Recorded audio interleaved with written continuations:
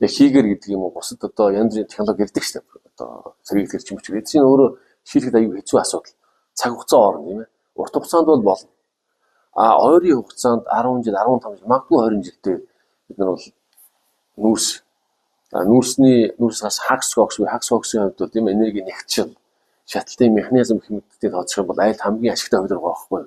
Хамгийн гол нүүрсээ утаагүй болгох шийдэл байна. Цаашдаа хий нэвтрэн за цахилгаан ч юм уу орон сууцчул за бидний судалгаа хийдэг метаноч гэдэг юм уу диметил эфир нэвтрэх бол ингээд айжмаар явдаг юм билээ л. За ингээд эхнээсээ 5-10% гэдэг юм уу. Ингээд янз бүрийн альтернатив хуулиуд хоёулдаж явсаар байгаад эцэстээ шийдэл олдог зах зээл. Яг өнөөдрийн байдлаар эдийн засгийн одоо түүхийдээ бодсон ч гэсэн ер нь одоо гэр хоолын орон сууцын бүх 100% тэрийг бодсон ч гэсэн тэгээ утаагаа хамгийн гол багсхийг гэж байгаа бол хөхнүүр сүйд нэрлэх буюу бидний мэрэгчлэр хагас кокс хамгийн зөв шийдэл байгаа байхгүй. Энд бол би итгэлтэй 100% итгэлтэй байна.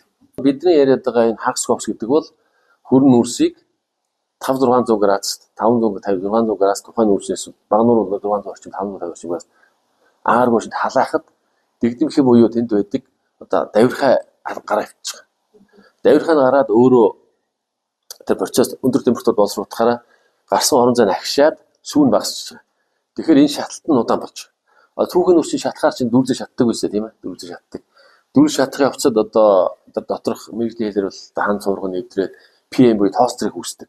Давирхай нь гардаг. Тэр хагас кокс болгочих юм бол давирхай байхгүй бид нар одоо үйлдвэрлэл ялгаад авчих шүү дээ. Ялгаад авчих. Бусад бол химиэлээр ашиглаж болно.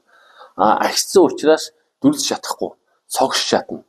Эндээс бол PM тоостер үүсэхгүй. Одоо нүртэй байгаа юм чинь таар байхгүй, давирхай байхгүй. Давирхай гэдэг нь ерөнхий нэр л дээ. Яг залаа үчинд олон зуун төрлийн, олон 10 төрлийн химийн бодис байж байгаа. Энэний үнэр багхгүй юу?